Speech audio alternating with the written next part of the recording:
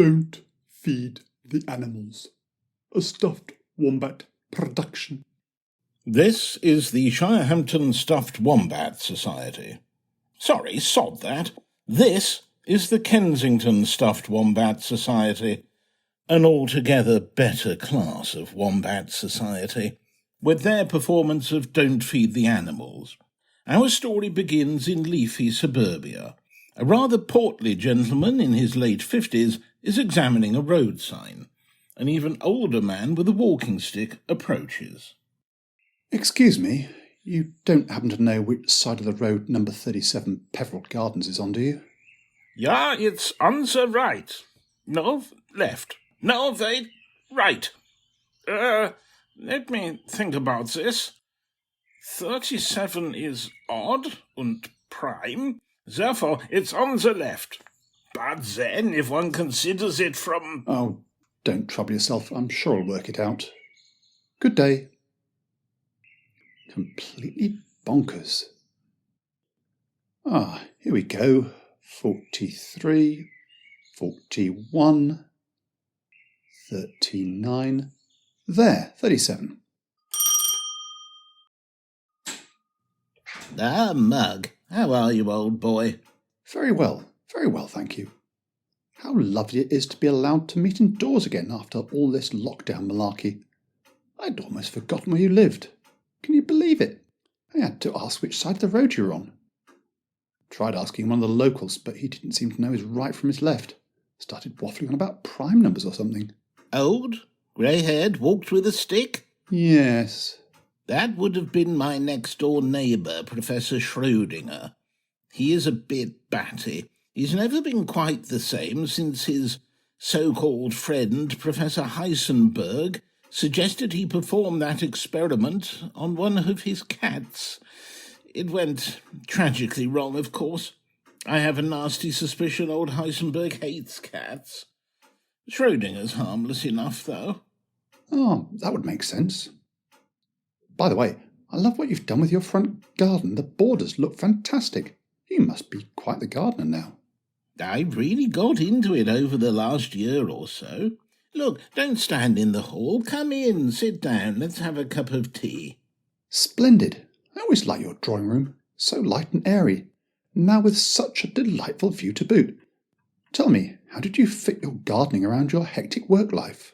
Well, I was furloughed from my job when the lockdown kicked in. I did my best to work from home, be productive as it were, but there wasn't much work for me to do.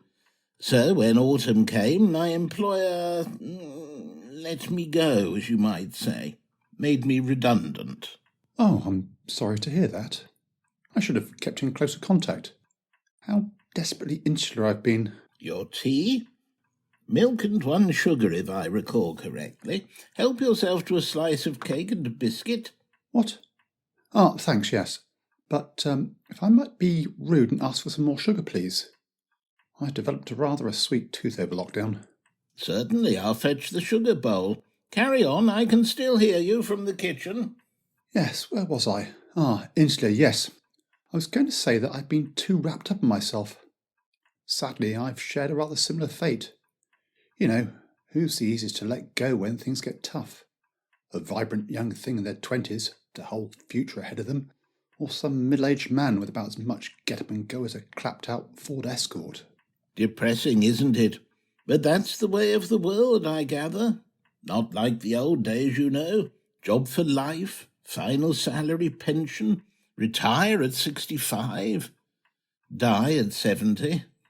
I pity these youngsters, all this technology running them ragged 24/7.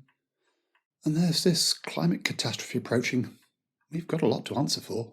Serves them right, with their perfect skin, their limitless libido, and their infinite capacity for booze.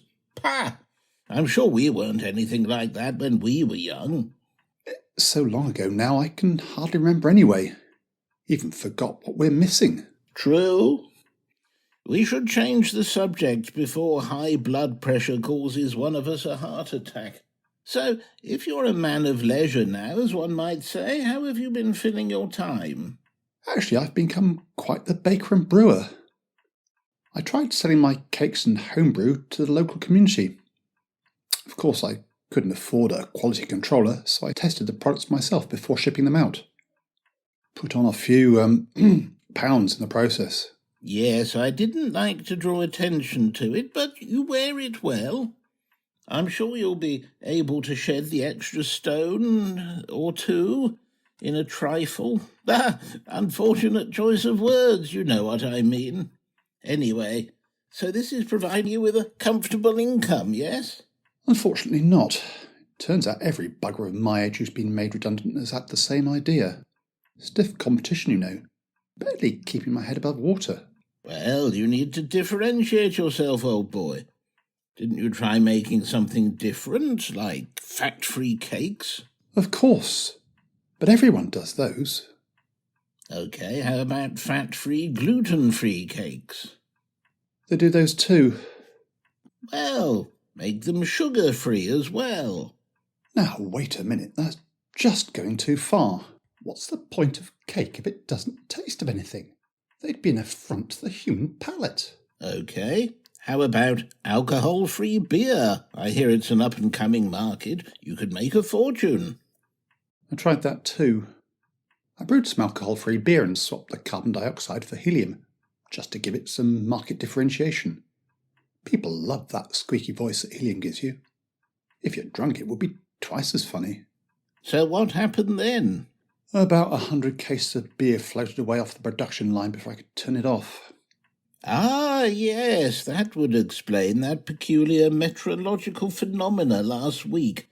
The thunder followed by very localised sticky rain. I'd be very much obliged if you could keep that under your hat, so to speak. Eek! There's a rat. Where? Over there in the corner. It appears to be eating a piece of cake. Must have fallen off the plate when you brought it in. Oh, that. No, that's just a mouse. I've never been quite quick enough to catch it. But it's huge. Yes, I was tempted to nickname him Penfold, but then Danger Mouse seemed more appropriate, insofar as he's got a bloody nerve and he's in danger of getting whacked. I've seen him struggle to get under the skirting boards on several occasions when I've searched for a broom to hit him with. Mostly, he just stares at me balefully, taunting me. I may be fat, but you're fatter. I reckon he and Mrs. Danger Mouse have got a whole brood of fat offspring, too. I buy packs of biscuits and chocolate bars from the shops to have with my mid-morning cuppa, put them away in the cupboard, then find them nibbled to nothing by the following morning. Just ignore it. Let me show you my garden instead. The back door is this way. I'm just beginning to remember the layout. It's been such a long time. I say, that's impressive. You must have put an awful lot of time into it. I didn't know you had such green fingers. Yes, I've not had much luck finding work either, so I've ended up throwing myself into horticultural pursuits. I do need to find another job, though. The cash is sort of drying up. I may have to sell and move to somewhere smaller if nothing comes up. I know the feeling, old boy. What's this under the bird feeder? Looks like a dead crow. Crow? No, that's probably one of the blackbirds that frequent the garden. Blackbird? You are joking. It's morbidly a beat in that case. I'd be very surprised if it could actually fly. It's probably had a stroke and fallen out of the sky. It wouldn't be the first in that case. I'm not surprised you're so financially impoverished. You do have rather a lot of bird feeders and fat balls hanging from the trees. The garden's the avian equivalent of a free, all-you-can-eat fast food joint. They'll bankrupt you at this rate. Still, I'm sure the local cats will have a field day. Have you seen any of the local feline population? Too busy sunning themselves on window ledges to chase mice or birds. When they do go out, it's only to crap in my garden. Don't the local dogs keep the cats on their toes? Same problem. Indulgent owners are only too happy to feed their pets a jumbo-sized tin of pedigree chum and the odd titbit from the dinner table. And, what's worse, if it's raining, their beloved pooches simply refuse to go out for a walk. Instead, they just roll over and invite their respective tummies to be tickled. It's an obesity epidemic, you know. That's appalling. Wait, I think I have an idea for a new money-making venture. Doggy boot camp. Fitter dogs chase lazy cats who stalk unhealthy birds and mice. We'll fix this problem in one fell swoop. I say, I like that. That sounds like something perfectly suited to us. You mean it requires no skill whatsoever and absolutely no capital investment? Precisely.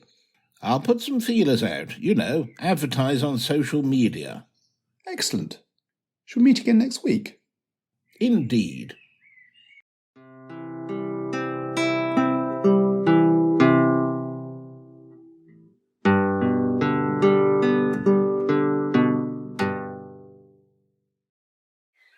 I say, you're jolly lucky to have such a beautiful country lane so close to your door. Morning, John. I'll do.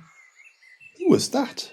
John, I want to say Inspector. His surname will come to me.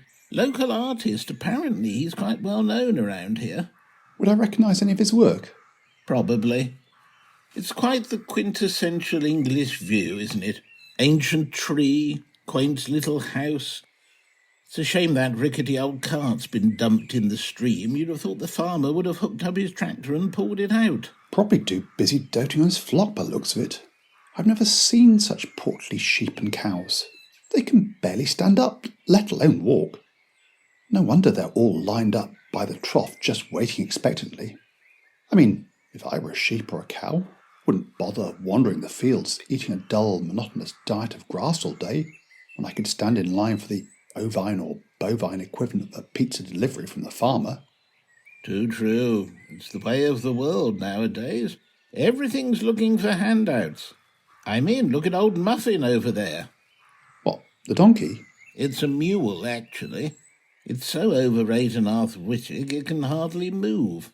When it does, it's very wooden. Probably should have been put down years ago. Indeed. Well, at least we're doing our bit to save the planet. It's just a shame we only managed to attract 2 customers. Still, 4 dogs are better than none, I suppose. Yes, Miss Lovelace was particularly pleased when she saw our advert. She's completely fed up of walking her 3 dogs around the town hall and up to the windmill. Has she been bothering Windy again? I heard she's desperate to find a power source for her friend Mr. Babbage's difference engine. I bet she's very wound up doing the same walk over and over again and is keen to get out and play. So, who does that other huge hound belong to then? Oh, some scruffy gangrel-looking chap with a goatee. Said he was only too pleased to get rid of it for the morning. Meant he might actually be able to eat his lunch in peace without the dogs scoffing it. He was in a bit of a rush, though, had a mystery to solve. When I inquired further, he said he was on the trail of the great teeth thief. I did inform him that we'd solved that one, but he was adamant that in his belief it was the caretaker that did it. There's no telling some people. Quite. Oi, Mitzi, don't eat that, it's disgusting. Daphne, come on, girl. One paw in front of the other, pull your tummy up and off the ground. River swim next. You'll love it. Where's Lulu got to? Oh, look, that's not good. I don't think Miss Lovelace will be best pleased if Lulu comes back in the family way. No. Scooby, don't! Hey, mister, your dog's done a massive poo down the path. You better clear it up or I'll have the council dog warden on you. Right-o, sorry. Thanks for that. Mugg, hold my sandwich while I get a poo bag out. I think you're going to need a bin liner. Crikey, that is one massive poo. Who'd have thought such a small dog could produce so much? God, and that smell. I think I'm going to be... Don't you start. There's one thing I can't take it, someone else being...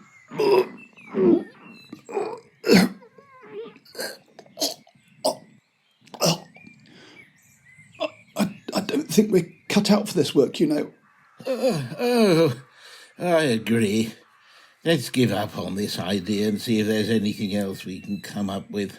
I couldn't agree more. I suggest we reconvene at my place next week and brainstorm for potential money-spinning ideas. Will there be cake?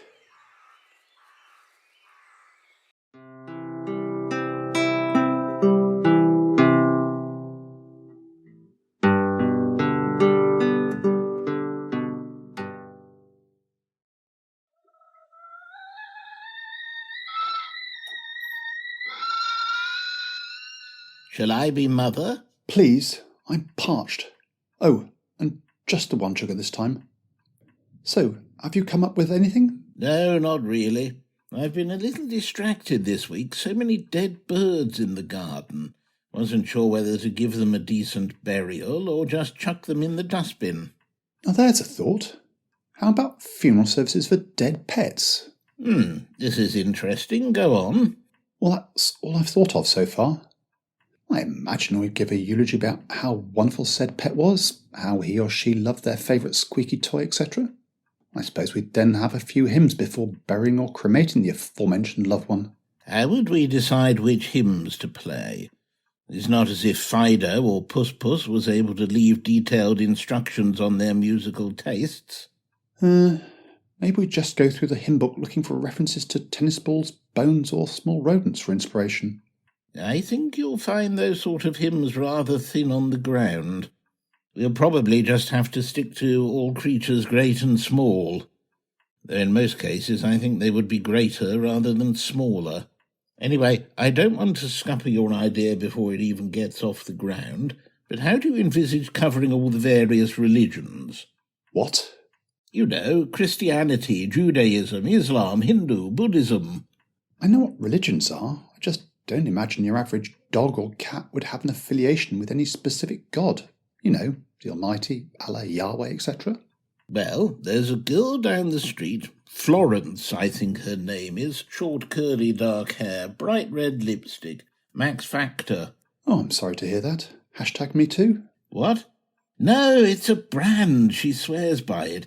She is the girl who works at the fairground. Has that weird Dachshund sheepdog cross with the coat of improbably curly ginger dreadlocks. I swear it's a Rastafarian, completely off its trolley. I thought I caught it having a conversation with a rabbit in the fields the other day, but I put it down to my lack of sleep. All I could hear that afternoon was bed springs. You know, I don't think this idea is going to fly, I'm afraid. You're probably right. Oh, Go on, have another piece of cake. Get the old creative juices flowing. Shouldn't, old boy, on a diet. Desperately trying to lose weight before one of the buttons flies off my shirt and blinds someone. By Jove, I've got it. We're not resurrecting the pet funeral service idea, are we? No, I was... Wait, you were going to suggest that we go into the tailoring business. We could cover all the bases too. Human clothes, letting out horse blankets, darning dog coats. No, just listen for a minute. You said you were on a diet, yes? Yes. And? Well, are you taking anything for it, you know, supplements, slimming pills and such like? That's a rather personal question. But yes, I have been forcing down a rather disgusting green smoothie that some celebrity on the telly was promoting. The doctor prescribed me some diet pills that are supposed to curb your appetite too. I'm not sure what you're getting at. Diet pills for animals. Think of the market. The animal population outnumbers the human one by several orders of magnitude. Get this right and we'll make Bezos look like a pauper. That would definitely be your eureka moment if it wasn't for one slight flaw. Have you ever tried to give any sort of medicine to a pet, say like a rather grumpy, unwell cat? Let me tell you, it won't be the cat needing medical attention after that intervention. So we just sugarcoat the pills. Ideally, though, we'd want to make them addictive, increase our chance of success and thereby guarantee market approval. And how do you propose making them addictive? Making them bone flavour? Adding a hint of essence of sheep droppings? No, something far simpler. Like what? Mix them with crystal meth. You cannot be serious. How on earth would we make crystal meth? You've seen Breaking Bad, haven't you? If Jesse Pinkman can do it after a little tuition, so can we. There's bound to be something on the interweb. Point taken. But where are we going to get the equipment? Where's our lab going to be? Didn't you say you've been baking and brewing? I'm sure we could reuse quite a few of those parts. Come on, it's got to be worth a shot. It's either that or face the nightmare of applying for universal credit. Count me in. When do we start?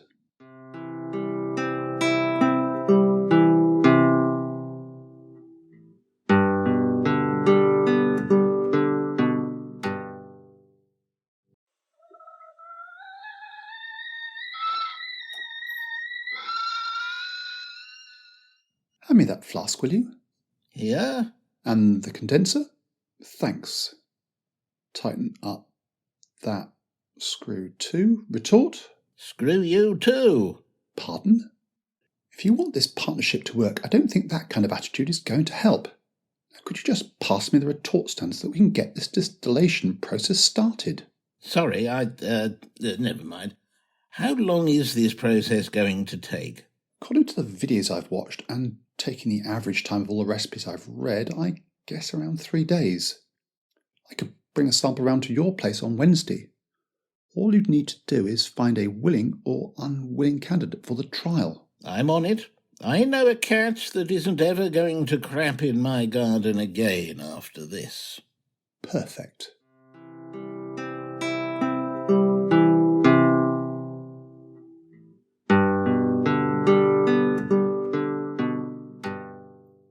So these are the pills. Bit powdery, aren't they? I just need to tweak the recipe to make them hold their shape. In the meantime, I suggest you just crumble them on the subject's food. What tasty morsel have we got to entice our subject with? Prime chicken breast. Cost me a fortune at Waitrose.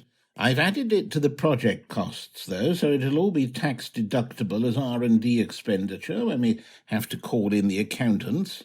Good thinking. Now, where's our test subject? Here. I had to tempt him through a hole in the fence with another chicken breast, but c'est la vie, as they say. Fair enough. Put the bowl down and let's see how our subject reacts to the new diet pill. Here he goes. Goodness, you could smell that chicken a mile off. Voracious little, fat bugger, isn't he? If it works, he won't be fat for much longer. Look out, mice. Here comes Super Pussy. Steady on. Blimey, he's scoffed the lot. Boy, that was quick. Odd. What colour was the cat when it came in? I'm sure I'm detecting a slight tinge of blue. Tinge? He's getting darker by the second. Most peculiar. My word, that's gross. Quite. And did he just smile at us? I swear he grinned at us just like the Cheshire Cat in Alice in Wonderland. Goodness, never seen him move so fast before. I doubt he was able to stop himself before he hit your garden wall. No, wait, he's up again. Do you think he'll live? If it had been Professor Schrodinger's other cat, I'd have said the chances were 50-50. But this one was my other next-door neighbour's cat. Who's that? Professor Powley. So I, for now, on principle, am going to exclude the possibility that the cat's dead. Well, keep an eye out for him. We can't afford to lose our only test subject. What I want to know is what went wrong. You followed the instructions, didn't you? What do you expect? I've only got an A-level in chemistry and a week to get to grips with some pretty complex processes. It's the best I could do. Sorry, I didn't mean to be critical. Let's meet again next week once I've tracked down the cat to see if it's recovered.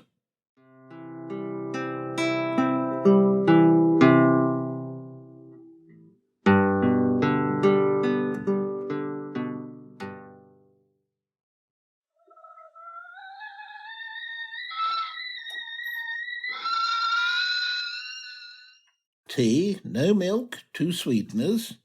Thanks. Have you seen Professor Powley's cat again? Yes, I ran into your friend from the swanky coffee shop. Phoebe, what's her name? You know, the blonde one. She found him. You're thinking of Lisa Kudrow. Where was he? Skulking in a local park. She remarked on how smelly he was and asked what I'd been feeding him. I told her that he'd eaten some beans I was having for lunch when I wasn't looking. And she didn't notice the blue colouring? She did, but I said that he must have curled up on the bedspread. I had just been dyeing blue. Quick thinking. Did she buy it? She's pretty ditzy. She swallowed it all hook, line and sinker. Get down. Oh, ignore Mitzi. She's only after a biscuit or a slice of cake. Is Miss Lovelace off programming the difference engine, then? Indeed. I spotted Professor Powley's cat again this morning, looking through that hole in the fence. He seems to be suffering from the shakes. It looks as if he was sweating a little, too. He's still a very distinguished blue. I doubt if the prof has noticed, though, too wrapped up in his work to care. Interesting. Maybe I did get the crystal meth part right after all. The fur pigmentation must be a rather colourful side effect. I think we could live with that.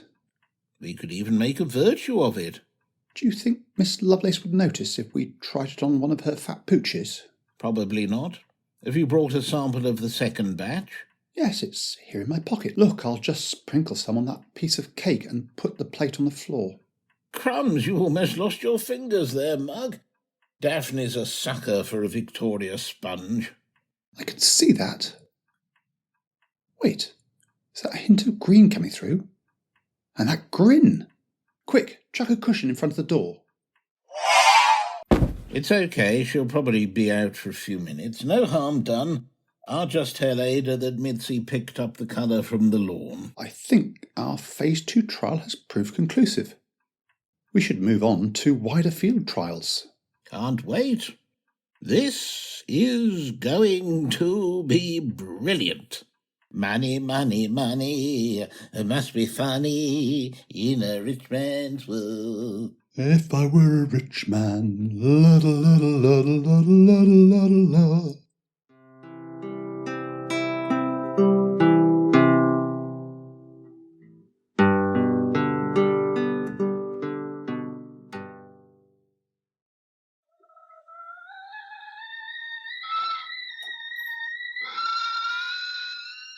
Here you go, hot water, no lemon, touch of cold filtered water. Thank you kindly.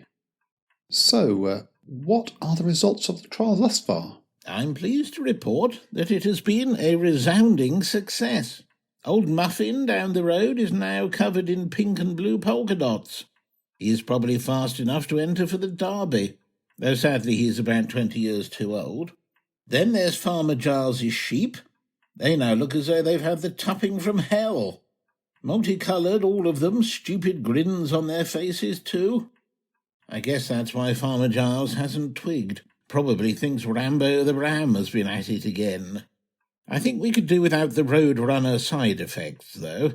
It risks putting a dent, or several, in our market, as it were.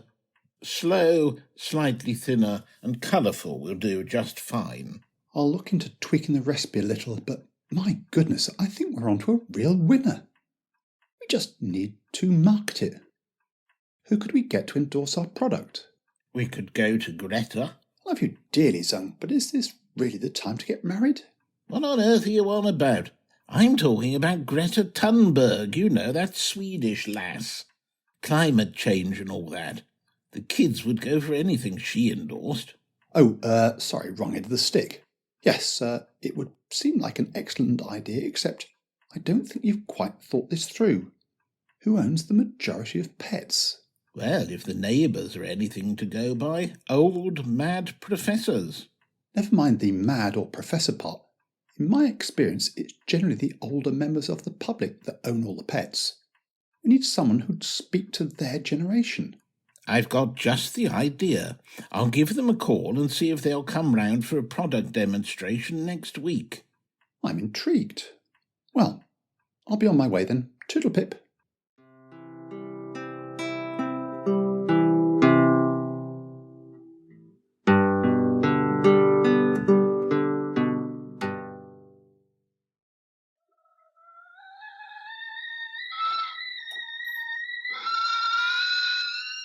That's for you, cold water au naturel, as one might say. Very droll. And here's your Earl Grey. Lord, Attenborough. Thank you, but it's just plain old Sir. I think you're confusing my title with that of my dead brother Dickie. Sorry, do you mind if I help myself to a piece of cake? It's been a long journey, and I missed breakfast. I do beg your pardon. Please, by all means, help yourself. Apology accepted. Now, what was it you wanted to show me? Mugg, do you have our test subject? Here you go. One very fat, hungry, angry-looking mouse. Now, Sir David, watch what happens when we give him some cake sprinkled with our exciting new product. He does seem to be tucking into that cake. Wait, did he just grin at us? Goodness me, he's turning orange. Are those green spots, or are my eyes playing up again? Impressive, isn't it? People are going to love it. Think how much this will brighten up their lives. No more dull, saggy grey bagpuss. Instead it'll be Hello Technicolor Bagpuss. You're out of your minds. This is an affront to the animal kingdom. I'm calling the police right now and having the pair of you arrested on the grounds of animal cruelty. Quick, Mugg, stop him. I don't think you had to hit him quite that hard. He's 95, you know. I think he's out cold. Crikey, I hope I haven't killed him. How do we explain it? What will we do with the body? Wait, I think he's coming round. Thank heavens the sofa cushioned his fall. What happened? Where am I? You were just about to phone your bank about the investment. Good thinking. Yes, you loved our product. Want to buy a stake in the company. Keen to advertise it, too. Was I? Did we agree terms? Yes, you were happy to settle for a 10% stake, as long as you had sole TV rights. Oh, that does sound promising. Did we have a title? Yes, you suggested Rainbow World. Said it fitted in with your TV series arc. Splendid. Still got it, you know. I'll have my legal team write up a contract. I think we need something to showcase your work. A theme park of sorts. What an excellent idea. It's been great doing business with you. Well, I must be off. I have voiceovers to do. I don't want to lose my place of TV's most loved presenter to that Professor Cox. I'll be in touch.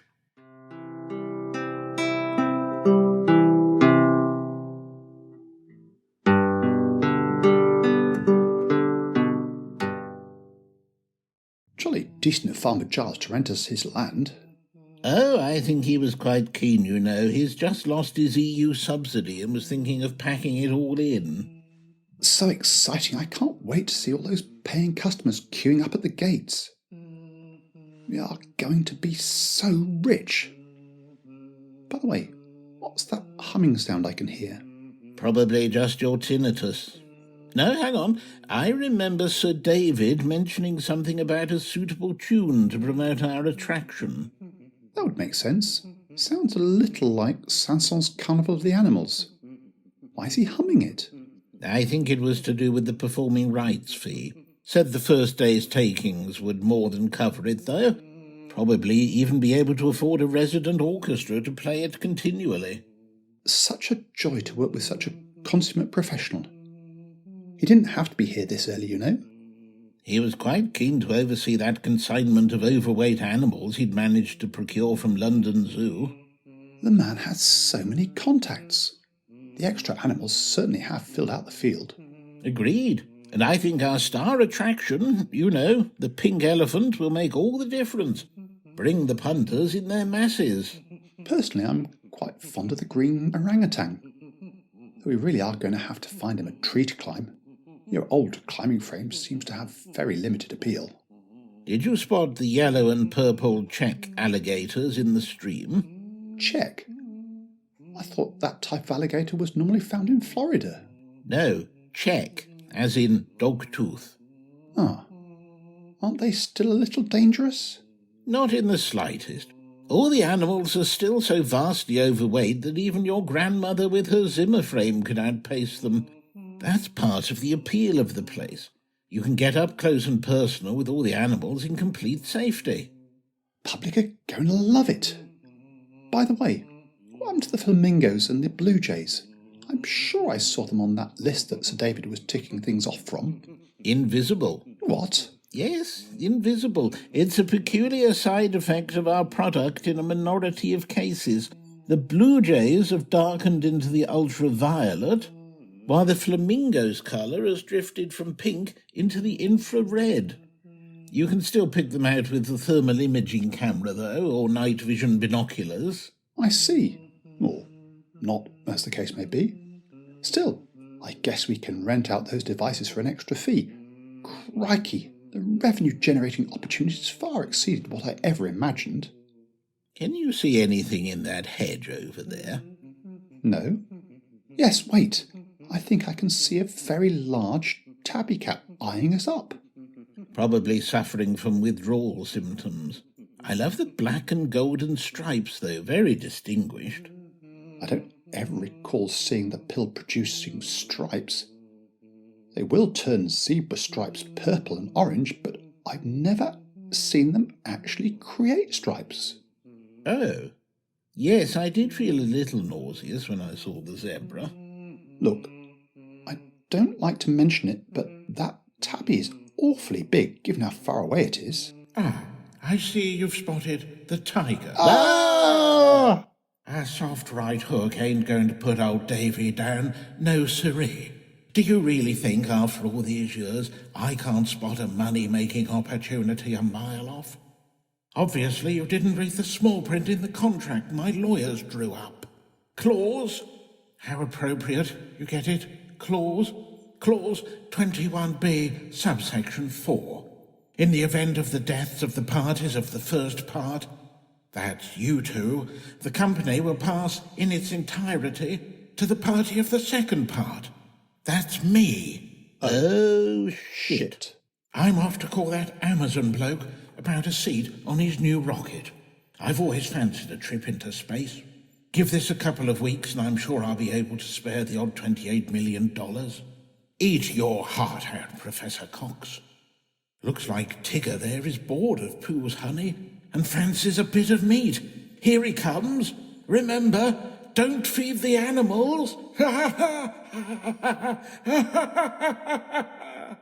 Cripes! Run! Don't Feed the Animals was written by Tim Reed and starred Richard Hall as the announcer, the old man, Dick Zung, and David Attenborough. Tim Reed was Timothy Mugg, John Constable, and the passer-by. Sound effects were an affront to the animal kingdom. And it was a stuffed wombat production.